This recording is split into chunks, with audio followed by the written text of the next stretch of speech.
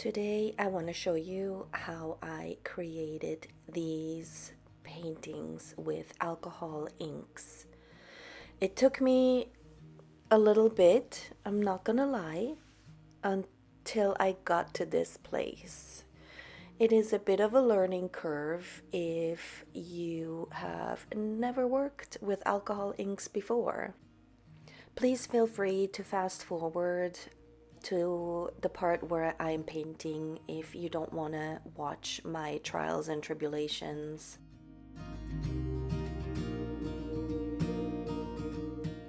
I have this shiny copy paper that I thought maybe I would try the inks on just to see what would happen, and I was surprised that it held up pretty well. Not that I would use it in the future. Then I tried watercolor paper, which for obvious reasons did not work because it's super absorbent, but I wanted to give it a try anyway.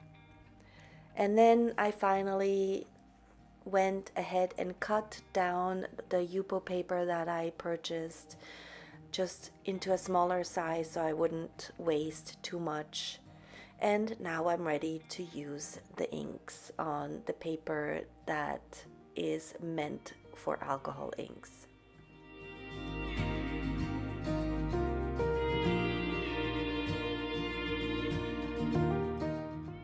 I just want to see what it's doing without anything added to it. Because it's a new medium, I know nothing about it really other than knowing that it dries fairly quickly and that I obviously need a certain type of paper. Then I'm starting to combine colors just to see how they flow into each other and mix. I'm curious to see if they mix well. I know that red and blue together should mix well. I know that blue and green should mix well together. I am curious to see if green and red will mix well together. But I'm pleased to say that alcohol inks actually don't get muddy when you combine them. So I was pleasantly surprised to find out about that.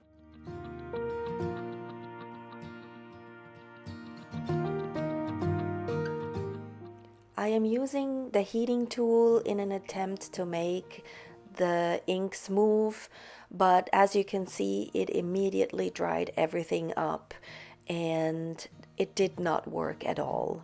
So I don't think I will be using the heating tool anymore. 70% alcohol is all I had on hand, and as you can see, it kind of broke down the blue ink quite a bit, and I wasn't sure if it was because the ink had already dried, so I tried it again, and this time I used green and it seemed to work fine. But then when I dropped in the blue, it started breaking it down again immediately, and you can see those specks in the blue. So yeah, at that point I realized that the 70% probably wasn't going to work. What was nice to see though was that the red and the green together didn't muddy up. I was pleasantly surprised. I kept going back and forth and just trying out different things. This is a water pen that I filled with the isopropyl alcohol. Still only 70%, so it didn't work as well for obvious reasons. But it's part of me trying to figure out what it does and what works and what doesn't work, so I don't see that as a fail.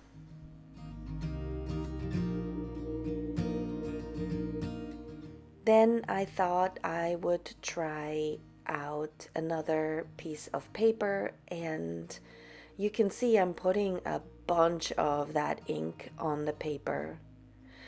I think what I was trying to do was get the ink to move more, and because I knew the alcohol wasn't working as well, I thought maybe if I just added more ink to the paper, it would give me the effects that I wanted. And as you can see, I used way too much ink on that. So you would think that that would stop me from using more, knowing that it was way too dark and there was way too much ink on this tiny piece of paper. But I went ahead and dumped a whole bunch more on top of that. So I kept adding and adding and adding and adding some more. And by this point, the first layer was completely dry, so the ink obviously wasn't moving anymore. And then I tried to brighten up some of those dark spots, and I used some of the lighter colors, and that didn't work. Of course it didn't. And then in a failed attempt of using the 70% alcohol again, I tried to brighten it up this way, and of course it didn't work. I tried to blow with the straw the ink around. That didn't work. But I'm including it in this video because it's important to see. It helped me understand what to do and what not to do. So I am showing you my failed attempts. I realized I needed a higher percentage of alcohol. So I went to the store and tried to buy 99% isopropyl alcohol, and I couldn't find it anywhere. I don't know if this is weird California, but I had to order it online. I did find the 91%, so I picked some of that up, and I also picked up the alcohol blending solution so that I could compare the two until the 99% would arrive.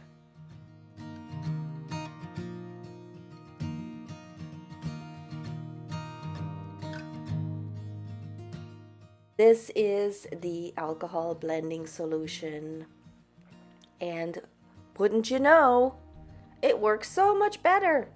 I'm still using way too much ink, but look how it's moving. I was so excited at this point. I'm like, oh, this is what I was missing. Yeah, I'm still dumping color upon color upon color still, but I was having fun. This is what I was looking for. So it was just really fun to watch those inks finally move like I have seen others do. So I was excited at this point. So next I decided to try it on a bigger piece of paper, and you see me here use the airbrush, and you're wondering, why do I have an airbrush? Well, I am a cookie decorator, or at least I was a cookie decorator for a long time, and I also taught cookie decorating and how to airbrush your cookies. Obviously, I would use food color. So I have a bunch of these airbrushes that I no longer use because I no longer sell my cookies. Now I just decorate cookies for my YouTube videos, which you can see in my other channel that I have. But I am saying this because I don't want you to be worried that I'm using the same airbrush on with alcohol inks that I'm then gonna use on food. That is not what's happening. I have like 5 different airbrush systems. So I decided to use one that I don't normally use. And I'm kind of glad that I can use some of my cookie stuff that I no longer use on my art projects.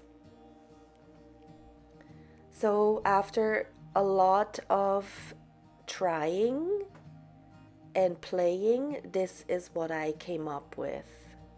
I tried backgrounds, and then I tried these flowers, and I used the back and the front of the paper just so that I wouldn't have to throw it away or use up too much.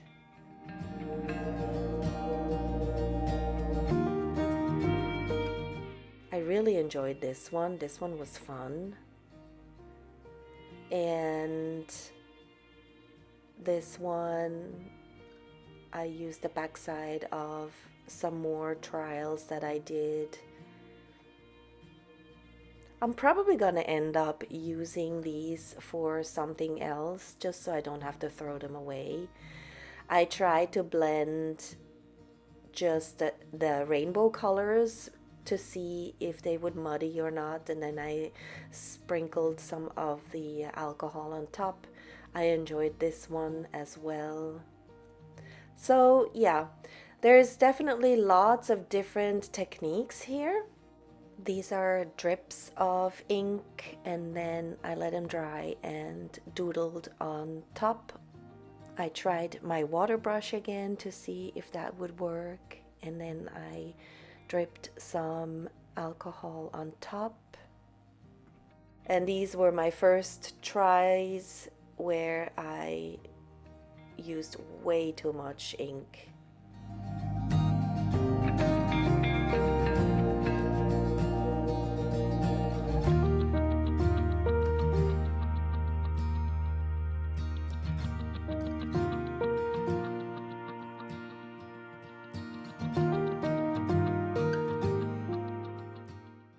So let me show you the different papers that I have as of now. This one I purchased on Amazon. The Yupo paper I got from Michael's, and this craft plastic I also got off of Amazon. And as a last option, I also have the photo paper.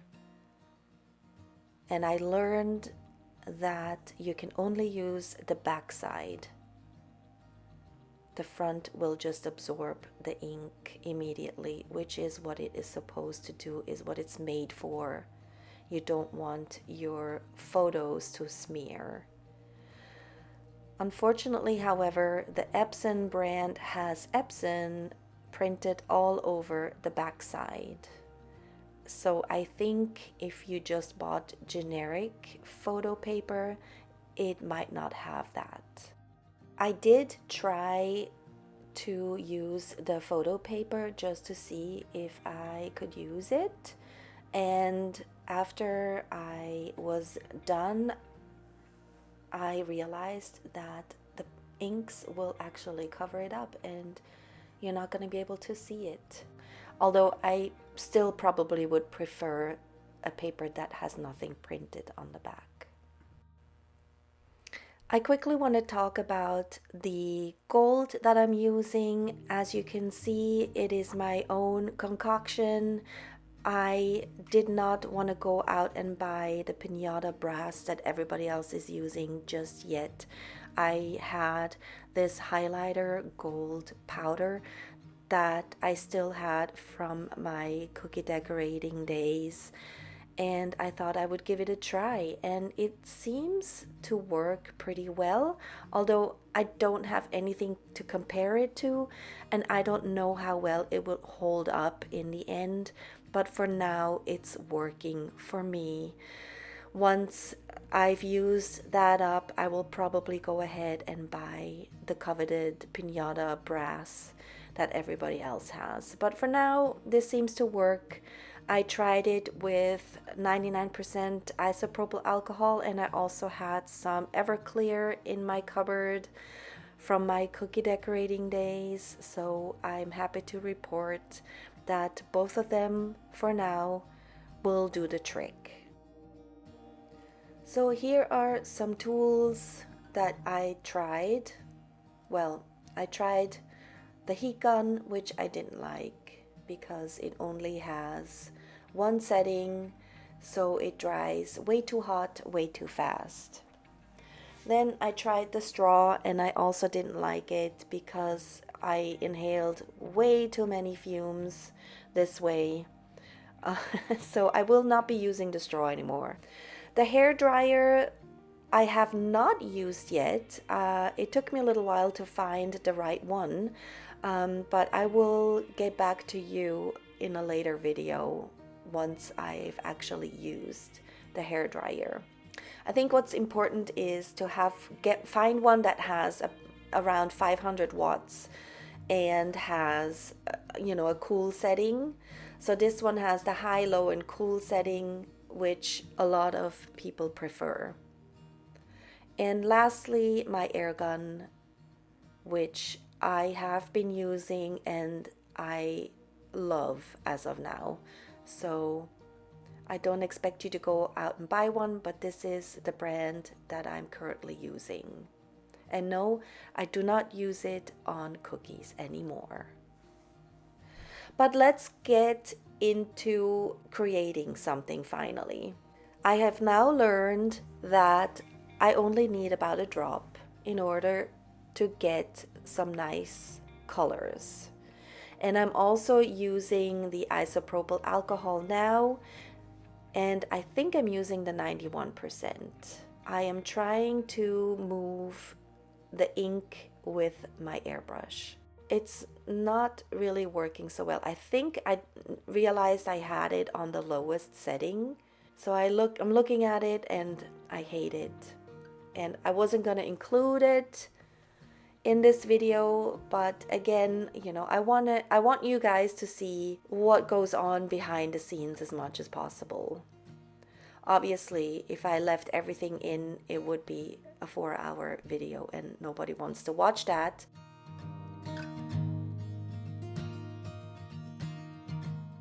So I tried again, and I used some gold because I have learned that by using gold you can kind of hide some of the imperfections. But I also wasn't super happy with the way this one turned out.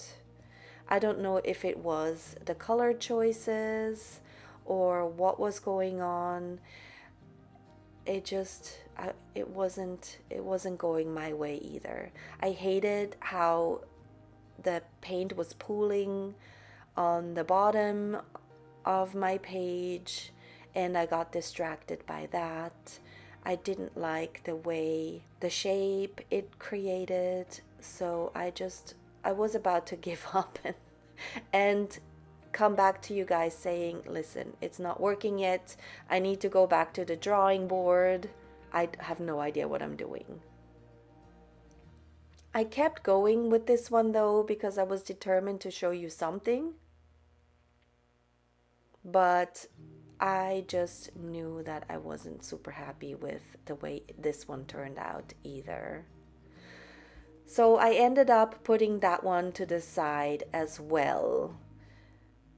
And I went back and I got a smaller piece of paper and started over. And I went back to my favorite colors, blue and green. And I don't know if it was the blue and the green that worked for me, or if at this point I just felt a little bit more confident. I don't know, but this one seemed to finally click for me, and I was like, okay, if this one turns out, maybe I will go back and try it with the other ones, which I did in the end, and I will show you what happened to the two other ones that I did. And I couldn't believe my luck. Because at this point, I call it luck. I don't call it skill. It was sheer luck that I was able to fix the first two. I was really digging what was happening to this one, and all of a sudden, I had so much fun creating this piece. I don't really know how to explain exactly what I'm doing yet. I don't have a technique that works 100% for me. So I'm just gonna leave you here so that you can watch what I'm creating in peace without me babbling in your ear. Once I figure it out exactly what's working for me and what it is that I'm doing, I will definitely share with you. I don't feel confident yet to give you any pointers. I want to say thank you for sticking with me this long. I know this is a very long video and I apologize, but following videos are probably not going to be this extensive. I just felt like I needed to show you my findings. Thank you for watching, and if you liked this video, please give it a thumbs up to let me know that you want to see more of this content, and I will see you in the next one.